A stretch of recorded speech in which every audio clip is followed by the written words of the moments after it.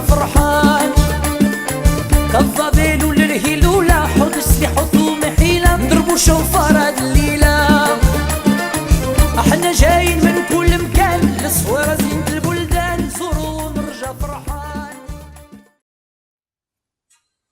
Cette bougie, c'est une Nishmat Rachel Imenu.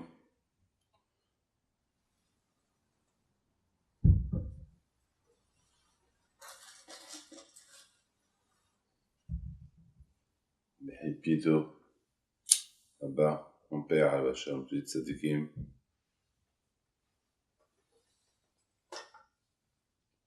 Je me trouve ici au bureau de New York, où je reçois les gens.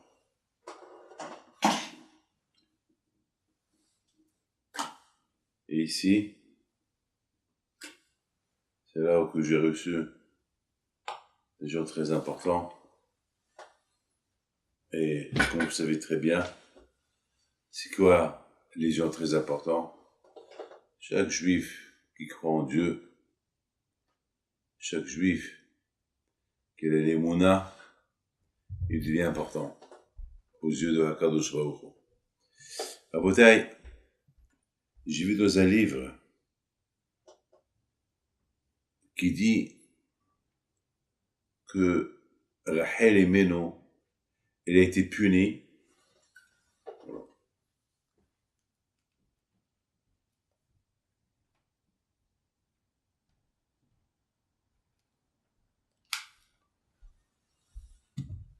Birshut Morav et Rabotai, avec la permission d'Hachem. Je voudrais vous souhaiter à vous tous une bonne journée. Je me trouve au bureau de New York où je reçois les gens. Chaque gens qui vient ici, qui rentre dans ce bureau, c'est un homme important, parce que celui qui a la foi en Dieu, il devient important. À part que ici, il y a eu des présidents, il y a eu des vice-présidents des États dans le monde, que eux aussi viennent parce qu'ils ont les moyens de croire en Dieu, ils viennent pour demander conseil. Et aujourd'hui, j'ai allumé des veilleuses, des tzadikim, pour que Hakadosh Baruch Hu nous aide aujourd'hui pour bien pouvoir aider et ne pas se tromper. Lorsqu'on aide, on essaie d'aider les juifs ou les non-juifs qui viennent ici. Parce que chacun qui vient ici, il a confiance, il a la foi, il vient pour une raison. Et on sait très bien que parfois que Dieu préserve une phrase mal placée, une phrase, même s'il n'est pas bien compris, ça peut faire beaucoup de dégâts. Donc il faut toujours prier à Hakadosh Baruch Hu. J'allume toujours les veilleuses pour ne pas que je me trompe. Nos sages disent que parce que Rachel, elle a répondu avant Léa, elle a été punie Rachel. Yaakov aussi, parce qu'il n'a pas consolé sa femme, Rachel, il a été puni. Lorsque sa femme lui dit, pourquoi j'ai pas d'enfant? Si j'ai pas d'enfant, je suis considéré comme une femme morte. Et Yaakov, il s'est énervé, il a dit, est-ce que moi je suis un Dieu pour te donner des enfants?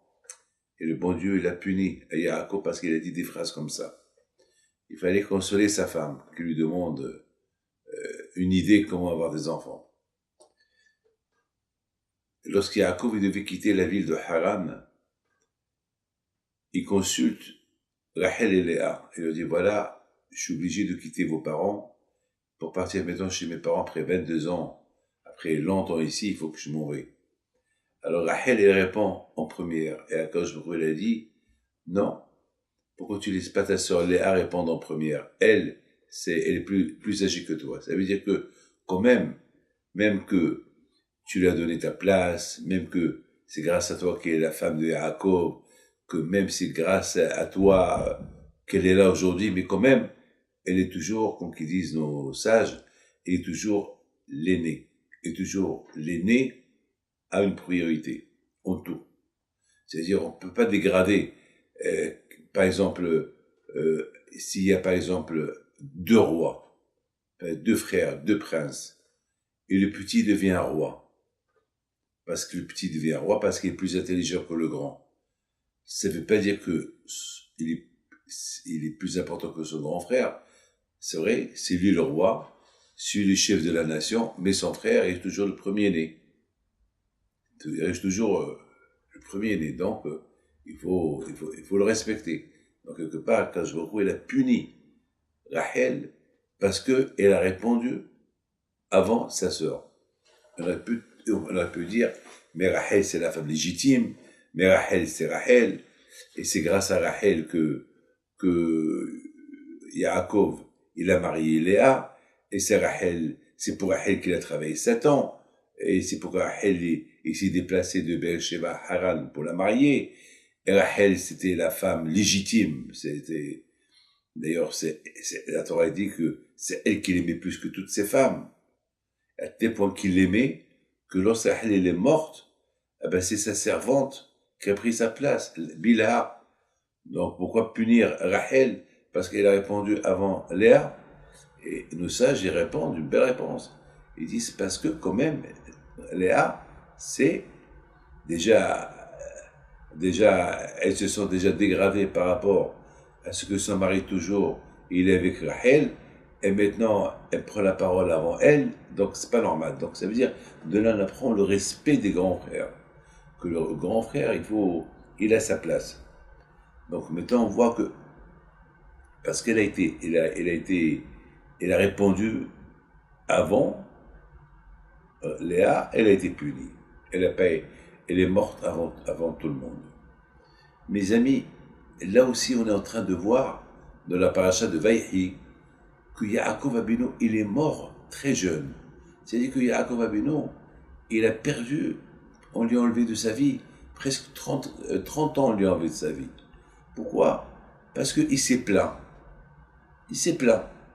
Il a dit, lorsque Paro lui a dit, quel âge tu as? Tu as l'air vieux. Il a dit, non, je suis pas vieux. C'est les souffrances que j'ai souffert. C'est pour ça que et la vieillesse est tombée sur moi. Mais, regarde-moi bien, Paro, je suis pas vieux, je suis jeune encore. Et Hacham me dit que Youssef, Yaakov Abinu, il a été puni uniquement parce qu'il a dit une phrase en plus. Mais c'est quoi? Paro lui a dit, quel âge tu as? Tu as l'air vieux. Et Yaakov il se plaint. Il n'a pas le droit de se plaindre. Quoi, on n'a pas le droit de se plaindre? Quelqu'un qui me dit, est-ce que tu as mal à la tête? Oh, je suis crevé, j'ai mal à la tête. Quoi? Parce que j'ai dit, j'ai mal à la tête, je vais être puni. Quoi, on n'a pas le droit de se plaindre? Et pour ça, vous vous rendez compte? Pour ça, ils ont enlevé presque 30 ans à Yaakov. C'est-à-dire que Yaakov, il aurait pu vivre, faire encore 30 ans. Et pour cette phrase-là, parce qu'il s'est plaint comment s'appelle, il s'est plaint, comment s'appelle, à Paro, il a été puni. C'est grave, ça. Mes amis, il faut savoir une chose. Si Yaakov, il a été puni, il faut comprendre. C'est parce que, ici, on parle de Yaakov. Déjà, le fait de voir Yaakov Abinu, ça va. Il a pris de l'âge. On dirait qu'il a, je sais pas quoi, il est très très vieux. Mais quand même, Yaakov Abinu, il n'a pas le droit de se plaindre. Parce que se plaindre, ça veut dire se plaindre sur Dieu. Alors je voudrais maintenant vous expliquer quelque chose qui est extraordinaire. Combien la personne, il doit mesurer ses paroles, il doit faire beaucoup attention à ses paroles. De la même façon qu'un homme peut dire des paroles mal placées, il peut être puni pour ça, de même, il y a des gens qui vont dire une phrase, une parole, ils vont recevoir une récompense extraordinaire. Regardez par exemple Eglon. Eglon, c'était le roi de Moab. Eglon, il faisait souffrir les Juifs à son époque. Le roi de Moab. Il était le père de Ruth. Et parce qu'une fois un prophète, il est venu chez lui a dit, j'ai envoyé de Dieu pour te dire quelque chose. Eglon, il a senti l'honneur que Dieu lui a fait. Tout de suite, il s'est levé. Lorsqu'il a entendu le nom de Dieu, il s'est levé. Et parce qu'il s'est levé, quand je lui ai dit, tu as fait ça pour moi, tu m'as fait kavod, alors je vais faire sortir de toi Shlomo Amelech, le roi Shlomo, et Mashiach, et David Amelech, et tous les tzadikim qui vont me faire kavod. Vous vous rendez compte? parce qu'il s'est levé. Vous vous rendez compte? Alors imaginez-vous quelque chose lorsqu'on se lève pour faire Al-Nushabéa, lorsqu'on se lève à Vaïbaïr David, lorsqu'on chaque fois on se lève au Vaïavo, lorsqu'on se lève pour le nord d'Hachem, qu'est-ce que la récompense qu'on peut avoir? Si c'est un goy, un non-juif, qui s'appelle Eglon, qui était idolâtre, qui faisait souffrir les juifs, rien que parce qu'il a fait Kavod à Hachem, la récompense qu'il a reçue. C'est de la folie, ça. Et on raconte aussi sur Nebuchadnezzar, celui qui a détruit le premier temple. Celui qui a détruit la récompense qu'il a eue est inimaginable. Parce que le roi Hiskia était malade, il l'a guéri, il avait une grave maladie, il l'a guéri. Et le roi de Babel, il lui a fait une lettre pour lui dire « Je suis content que tu as guéri ». Et il lui écrit, il lui dit « Salut, roi d'Israël, salut Jérusalem, salut ton Dieu qui t'a sauvé ». Il envoie cette lettre. À l'époque, il n'y avait pas la poste, il n'y avait que par des messagers. Donc, le roi il signe, il la donne au porteur, ceux qui devaient porter la lettre, au roi Hiskia, de Babel à Jérusalem, 2 semaines, 3 semaines de route. À l'époque, il n'y avait pas de texto, il n'y avait pas d'internet, il n'y avait pas de téléphone, il n'y avait pas de satellite, il n'y avait rien du tout. Il n'y avait pas de... Le seul moyen pour envoyer une lettre, c'était par un pigeon, par des gens qui s'étaient faits pour cela. Et il lui donne la lettre pour la prendre au roi Hiskia. Il y avait là-bas Nebuchadnezzar. Nebuchadnezzar était le serviteur du roi de l'époque, il était jeune. Qu'est-ce qu'il fait? Il se lève, il fait 3 pas et demi. Il a fait 3 pas et il voulait faire le 4e pas et il s'arrête. Parce que il prend la lettre du porteur de lettre. Le roi lui dit, qu'est-ce que tu fais? Il dit, Majesté, je m'excuse, mais toi, tu envoies cette lettre-là au roi Hiskia pour le saluer. Alors, pour le miracle qu'il a eu. Donc, il fallait écrire salut Dieu, salut roi d'Israël, ou salut les Juifs d'Israël. Celui qui a guéri Hiskia, c'est Dieu. Donc tu aurais dû mettre Dieu en priorité, en première ligne. Et toi, tu la mets en 3e ligne. C'est pas qu'à votre pour Hachem, puisque tout l'honneur il vient à Hachem. Alors il faut mettre Hachem en priorité, au début de la lettre. Le roi il le regarde, il dit, t'as raison. Alors viens, on change la lettre. Salut Dieu d'Israël, salut Hiskia, salut le peuple d'Israël. Et Hachem, à ce moment-là, il a dit, puisque toi, Hassan Herev, tu m'as fait caveau, tu as fait que 3 pas pour moi, 3 pas et demi, alors ils vont sortir de toi 3 rois qui vont régner sur le monde entier.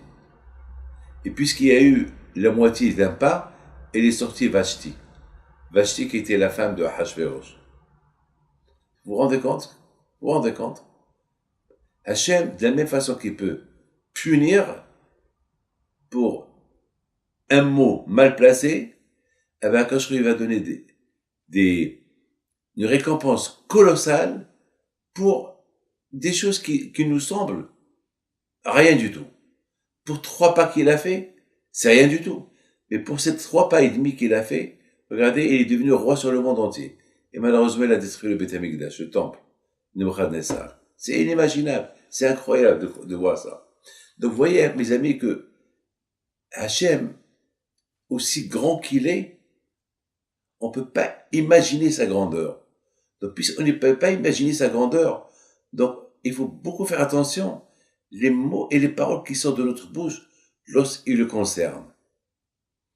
Et chez Hachem, ça concerne Hachem. Une phrase de la part de Yaakov Abinu qui se plaint. avec tout le bien que Hachem il fait à Yaakov. C'est vrai, il a souffert.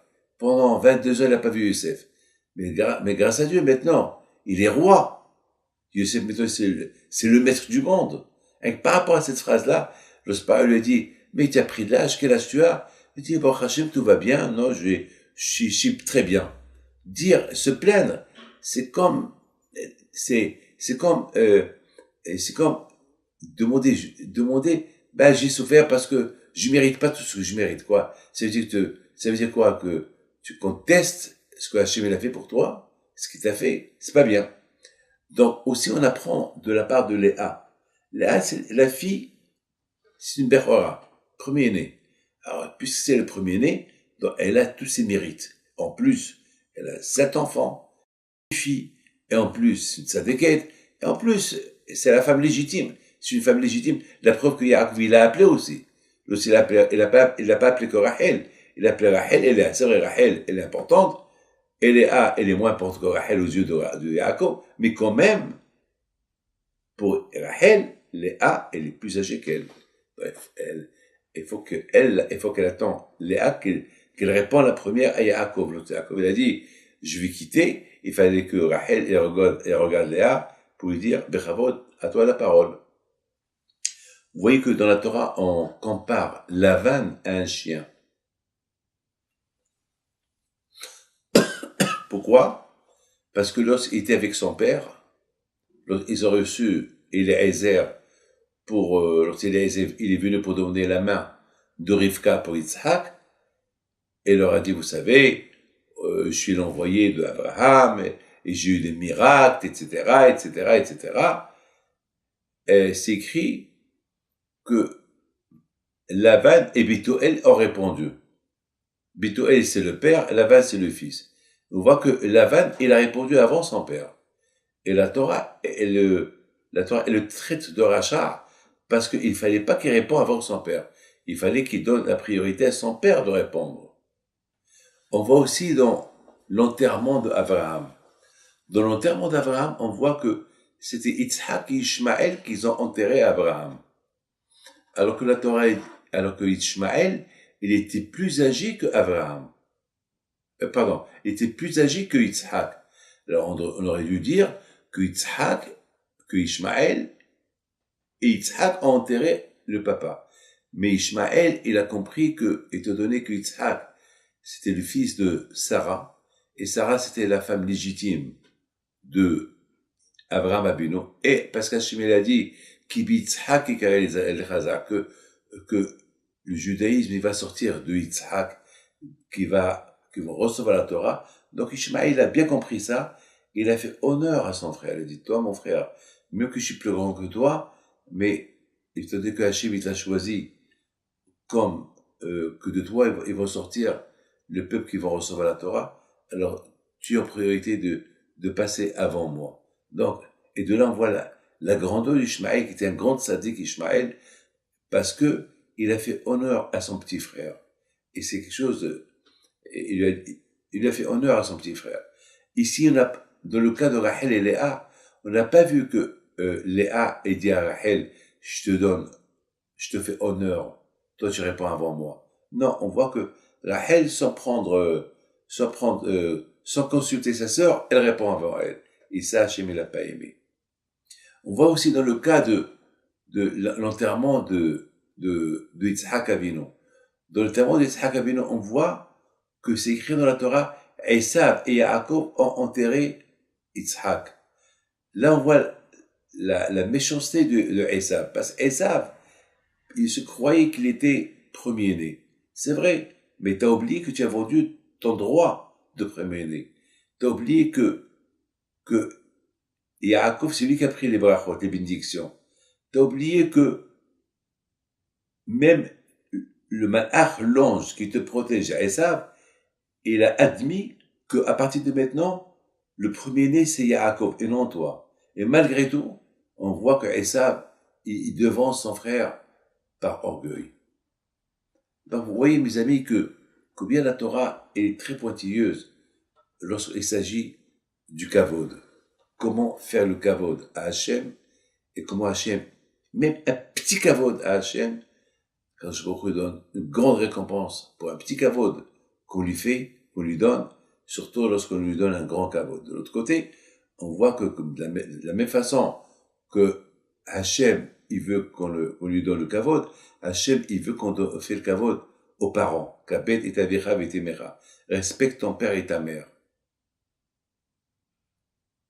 Respecte ton beau-père, ta belle-mère.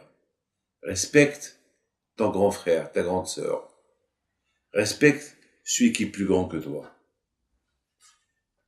On voit, mes amis, que, c'est la folie ce que je vais vous dire, on voit que Yaakov Avinu a été puni à cause qu'il a caché Dina dans une boîte pour ne pas que son frère la voie. Alors là, on aurait pu dire, pourquoi Yaakov l'a caché? Yaakov l'a caché, il a dit, je veux pas que mon frère, qu'il est vieux, il a presque 100 ans, il va tomber amoureux de ma fille qu'elle est belle, qui est tzadéket. Le bon Dieu, il a puni Yaakov, il a dit, parce que tu l'as caché, eh ben, elle sera violée. C'est grave, ça. Mais, comment Akash peut punir la pauvre cette fille-là, Dina, à cause de son père? Réponse est, les parents, les fautes des parents, c'est les enfants qui les encaissent malheureusement. Parce que Yaakov, il a eu des promesses de la part du bon Dieu, qu'il va faire un bon voyage, et qu'il n'a pas peur de Esav, son frère. Et alors pourquoi tu as peur? Tu as la promesse d'Hachem. Tu as la promesse d'Hachem. On voit que les Shvatim, ils ont été punis aussi, parce qu'ils ont vendu leur frère. Pourquoi ils ont été punis parce qu'ils ont vendu leur frère? Ils n'ont rien fait de mal. Ils ont vendu leur frère parce que leur frère a été condamné à mort, parce qu'il les a critiqués, et parce qu'il s'est révolté contre Yehuda, parce qu'à l'époque c'était Yehuda le roi, et d'après les rêves que Youssef fait rêve, c'est lui le roi. C'est pas, donc, et même lorsque ils ont juré, lorsqu'ils l'ont vendu, ils ont juré que personne ne dit à Yaakov ce qu'ils ont fait. Ils ont même associé le bon Dieu avec eux. Et le bon Dieu leur dit, d'accord, je m'associe avec vous, je ne veux pas dévoiler le secret à Yaakov. Et on voit à la fin, ils ont été punis. Ils ont été vraiment punis. Ils sont venus dans ce monde-là en réincarnation, ce qu'on appelle les Asara ou les Malchut, les dits tzadikim qui étaient tués par les Romains, ils étaient le Gilgul, ils avaient l'âme des 10 Shvatim. Pourquoi? Mais on dit que tout a été prévu. Le contraire, ce que Hachem, il a voulu que les Juifs, ils seront esclaves en Égypte. La seule façon que Yaakov et sa famille descendent en Égypte, c'est que il fallait que quelqu'un prépare leur venue. Donc Hachem, il a fait que Yosef, il a fait des rêves, les frères, ils étaient jaloux, ils l'ont vendu, ils l'ont condamné à mort, après ils l'ont vendu, et après il est devenu roi, et après il a dit à son père, papa, tu peux venir, et c'est là que l'esclavage en Égypte, elle a commencé. Alors pourquoi les punir? Et en plus, ils ont demandé pardon à Yosef, Yosef leur a pardonné, en plus Yosef leur a dit, écoutez, vous m'avez rien fait, même que vous m'avez vendu, m'avez fait souffrir et tout, c'est pas de vous, c'est de Dieu. Parce que c'est Dieu qui a voulu faire tout ça, parce que Akash Baruch Hu, il a ses programmes. Le programme d'Hachem, il fallait qu'on soit tous en Égypte. Donc il fallait qu'il y ait tout ce qui s'est passé pour que moi je suis en Égypte, pour que je prépare le terrain pour vous, et voilà, maintenant grâce à Dieu, vous êtes là. Et il paraît que la meilleure vie que Youssef a vécue, c'est les 17 ans qu'il a vécu en Égypte. Il a vécu 17 ans de merveille. Et en plus, il a vu presque 2-3 millions de Juifs sortis de lui. Quelle joie était Yaakov Avinu. Donc pourquoi les punir? Puisqu'on dit que tout vient de Dieu, alors tout vient de Dieu, pourquoi les punir après? La réponse, elle est, je pensais que la réponse, elle est que la punition qu'ils ont été punis, les Shvatim, par rapport à Yosef, j'ai vu des sages qui disent, parce que lorsqu'on fait du mal à quelqu'un, et on lui demande pardon, même si que lui, il a pardonné, il faut qu'il dise, je vous pardonne. Et s'il n'a pas dit, je vous pardonne, alors le pardon n'a pas été fait. Beaucoup de fois, ça arrive, on fait du mal à quelqu'un, on lui dit, alors tu m'excuses, je t'ai fait du mal. L'autre s'il dit, non, ça y est, allez, t'as rien fait, c'est Dieu qui a voulu que ce soit comme ça, allez. Mais le fait qu'il n'a pas dit, non, je te pardonne, donc il n'y a pas de pardon. Et Youssef Hatzadik, lorsque ses frères lui demandaient pardon pour tout le mal qu'ils lui ont fait, il leur a pas dit je vous pardonne. Il a dit c'est rien, c'est Dieu qui a voulu que tout se fait, que tout se fasse. À cause de ça, ils sont venus en réincarnation. C'est grave ça. C'est grave. Regardez comment le bon Dieu est pointilleux même pour des choses que lui-même il a préparé, il a fait et tout ce qui a été fait en Égypte, c'est toute une préparation pour que les Juifs descendent en Égypte. Et malgré tout, ce que le bon Dieu a utilisé pour que ça se passe, tout ce qui s'est passé entre Youssef et ses frères, ils ont été punis à la fin. Pourquoi? Parce que quand même Youssef a souffert. Dans toute cette affaire, Youssef il a souffert. Et pourquoi il a souffert? Donc, moi, même que ça vient de Dieu, il a souffert. Donc, il fallait que, lui, il les a fait souffrir, eux, ils l'ont fait souffrir, mais il fallait qu'il y ait un pardon. Et le fait que Youssef, il a pas dit, je vous pardonne, alors, par rapport à la souffrance, même que c'est Hachem qui a voulu qu'il souffre, mais quand même, il fallait qu'il y ait un pardon. Le fait qu'il n'y a pas eu un pardon, donc il y a eu toutes ces souffrances-là qui sont venues plus tard. Mes amis, parce que beaucoup des fois, vous savez que toute cette histoire de Hanouka, elle tombe avec l'histoire de Youssef. On sait que l'histoire de Hanouka, c'est quoi? Chaque jour, on ajoute. Ça veut dire que dans la vie, il faut toujours ajouter la lumière. Premier jour, on fait une Hanouka, après 2, après 3, après 4, après 8, et après tu continues. Dans la vie, il faut toujours ajouter une lumière. Dans la fête de Youssef et ses frères, il y a eu une chose extraordinaire. Il y a eu les Shvatim, c'est vrai, ils ont accompli ce que le bon Dieu a voulu que ça se passe pour préparer la venue des Juifs en Égypte. Donc Hachem, il a fait un programme, que Youssef, il fait des rêves, qu'il est roi, que tout le monde se prosterne devant lui, et après, il rêve, encore un autre rêve, que son père se prosterne devant lui, après il critique un peu ses frères, parce qu'il les a mal jugés, après eux ils l'ont condamné à mort, après ils l'ont mis en quarantaine, après ils l'ont vendu. Il y avait des souffrances là, il y avait beaucoup de souffrances. À chaque fois, on lui a ajouté une souffrance. Et après il est parti en Égypte, il a souffert en Égypte, et chaque jour c'était un calvaire en Égypte. Donc tout le temps, il y avait une souffrance, encore. Chaque jour c'était une souffrance de plus. Au lieu que ce soit une souffrance de moins, c'était une souffrance de plus. Être loin des parents, c'est une souffrance de plus. Être loin de ne pas étudier la Torah, c'est une souffrance de plus. Alors que,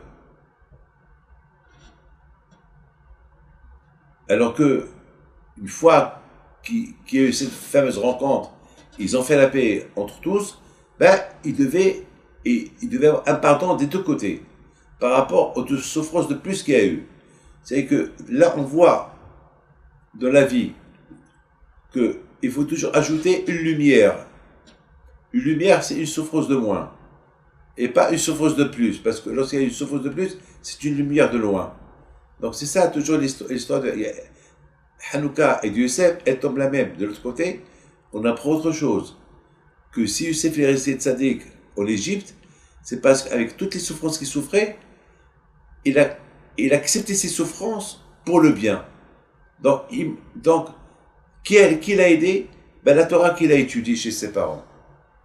D'autre côté, à l'époque de Hanouka, pourquoi les Juifs ils sont tombés? Et malheureusement, presque, ils ont été assimilés avec les Grecs. C'est parce que, au lieu qu'ils ajoutent, ils diminuaient dans la religion. Jusqu'à qu'ils sont devenus presque tous assimilés.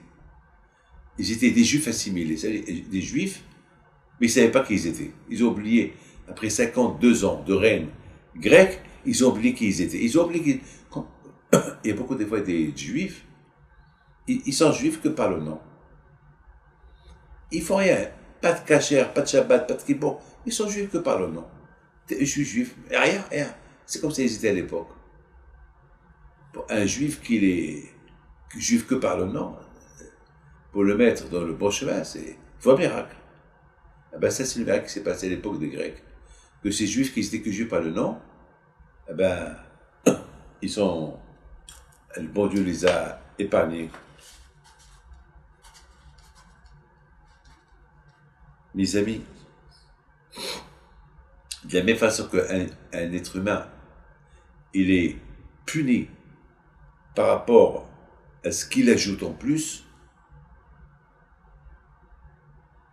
une mauvaise phrase, comme ça aussi, l'être humain, il peut avoir une grande récompense par rapport à une chose qu'il ajoute, comme quelque chose de bien qu'il ajoute. La Gemara, elle raconte une phrase, une histoire extraordinaire. La Gemara, elle raconte qu'une fois, le roi, le Rabbi Ishmael et Rabbi Gamliel, qu'ils étaient parmi les 10 tzadikim qui ont été tués par les Romains, qu'ils étaient la réincarnation des 10 tribus, la veille de leur mort, Rabbi Ishmael et Rabbi Gamliel, ils ont commencé à discuter, mais pourquoi on va mourir? Quelle faute on avait pour qu'on meure, pour qu'on soit condamné à mort? Là, il dit à l'autre, on va réfléchir. Ben, ils ont commencé à réfléchir les deux, et à la fin, Rabbi Gamliel dit, tu sais quoi? Il y a une fois, j'étais en train de dormir, je faisais la sieste, on me réveille parce qu'il y avait une femme qui est venue me voir. Et le temps que je me lève et je ferme les lacets de mes chaussures, je suis arrivé en bas 5 minutes en retard. Est-ce que c'est une faute que j'ai fait? Parce que je l'ai reçu 5 minutes en retard. Et Rabbi Ishmael lui dit, ben oui, étant donné que cette femme-là, pauvre, pendant 5 minutes, elle t'attendait en bas, elle avait peur, qu'est-ce que tu allais lui dire? C'est comme ça que j'ai vu dans un livre qu'il explique, je ne me rappelle pas quel livre j'ai lu ça, qui dit que, à cause de ça, c'est-à-dire, il dit que lorsqu'on a rendez-vous avec quelqu'un de quiconque, on n'est pas excité, qui tard pas, ça rien du tout. Mais être reçu par quelqu'un qui est très important, un ministre, un roi, chaque seconde qui vient en retard, le monsieur il est assis en train de trembler. Pourquoi il est venu en retard? Pourquoi il n'est pas encore rentré? Donc chaque seconde. Alors Rabbi Ishmael, lorsqu'il a écouté ça, il a dit, maintenant je comprends pourquoi tu es condamné à mort. Parce que tu as fait souffrir une femme. Enfin, il fallait qu'il trouve une petite raison pour ne pas qu'on accuse Dieu de pourquoi ils sont condamnés à mort. Ça veut dire que pour nous, c'est rien du tout. Pour nous, faire attendre quelqu'un 1 heure, 2 heures, 3 heures, 4 heures, pour nous, on dit c'est rien du tout, c'est pas de ma faute. Mais pour les tzadikim, eux qui connaissent c'est quoi, faire souffrir quelqu'un, je vous le dis, moi David Pito, beaucoup des fois, lorsque j'ai un rendez-vous avec quelqu'un d'important et que je dois attendre, une fois j'attendais la d'un roi, je ne peux pas vous dire quel roi, et elle a tardé un peu de descendre. Eh ben, chaque seconde qu'elle tardait, j'étais un peu excité, j'étais pas bien. Parce que, qu'est-ce qui se passe? Pourquoi elle tarde? Une fois qu'elle est descendue, c'était un peu décontracté. Mais, entre-temps que j'attendais, je pouvais même pas m'asseoir, même qu'on m'a dit asseyez-vous, je suis resté debout parce que j'arrivais pas à m'asseoir. Imaginez-vous, c'est ce qu'on appelle Dvarim Sheben Adam Lehavero. Les choses entre les uns, ça veut dire que chaque chose qu'on ajoute qui peut faire souffrir quelqu'un, c'est que il tient compte à ces choses-là. Alors que Rabbi Gamliel, il aurait dû ne pas fermer les lacets et descendre pour vite recevoir cette femme-là. Mes amis, vous voyez que faire kavod à Hachem et faire kavod au prochain, ça a des récompenses. De la même façon qu'il y a des récompenses, il y a aussi comment ça s'appelle, une punition lorsqu'il y a un ajout, lorsqu'on ajoute un peu de souffrance ou lorsqu'on ajoute du kavod. On a vu dans la Torah que Youssef, il a pris toute la Torah de Yaakov. On a vu que Youssef Hatzadik, il a été puni uniquement parce qu'il a raconté des rêves. On peut se poser la question, mais des rêves comme ça, on ne les raconte pas. Est-ce que moi je vais raconter à mon frère, mon grand frère, qu'il était en train de se prosterner devant moi? Est-ce que moi je vais raconter à mon père que j'ai rêvé qu'il était en train de se prosterner devant moi? C'est pas logique. Comment Youssef, il a raconté des des rêves comme ça.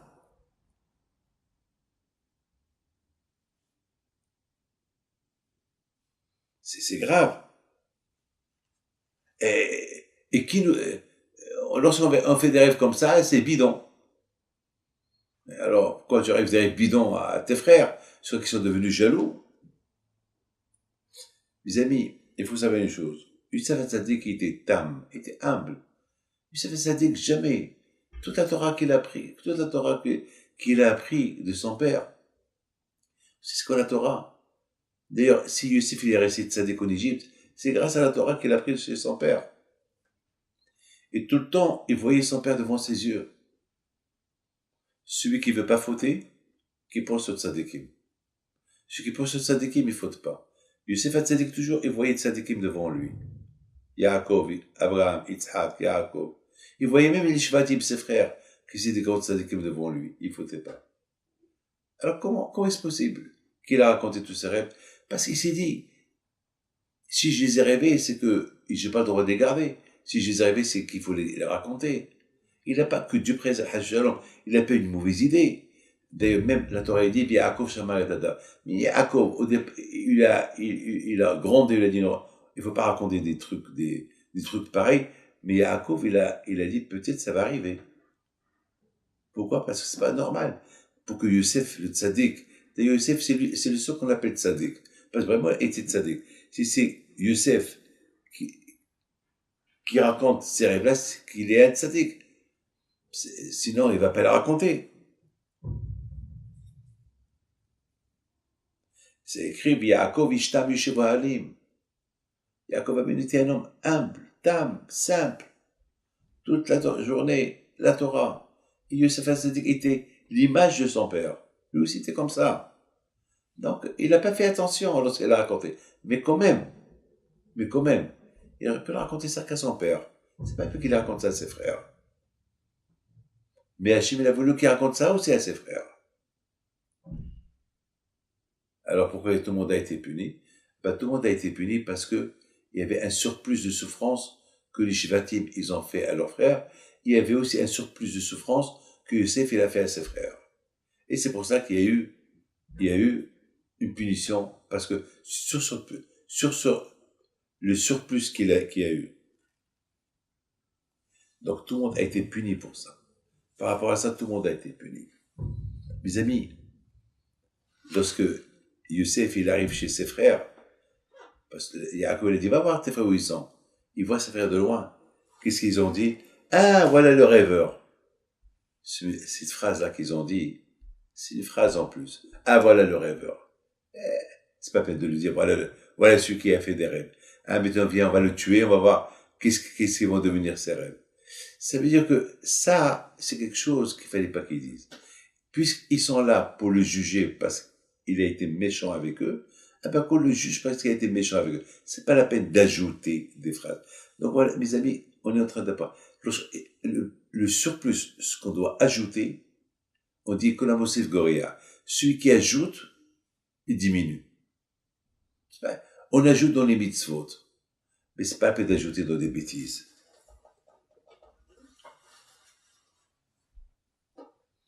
On a vu que Youssef Hatzadik, malgré qu'il était méchant avec ses frères, on n'a pas vu que Dieu, qu'il s'est vengé d'eux. Non. Que Dieu préserve. Jamais il s'est vengé d'eux. Youssef Hatzadik, tout ce qu'il a voulu faire, uniquement, c'est essayer que le bon Dieu leur pardonne pour le plus qu'ils ont fait. Pour le plus de souffrance qu'ils ont fait. C'est tout.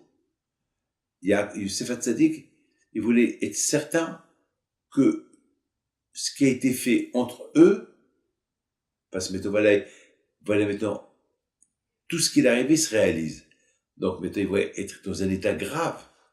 C'est-à-dire qu'ils l'ont puni finalement pour rien.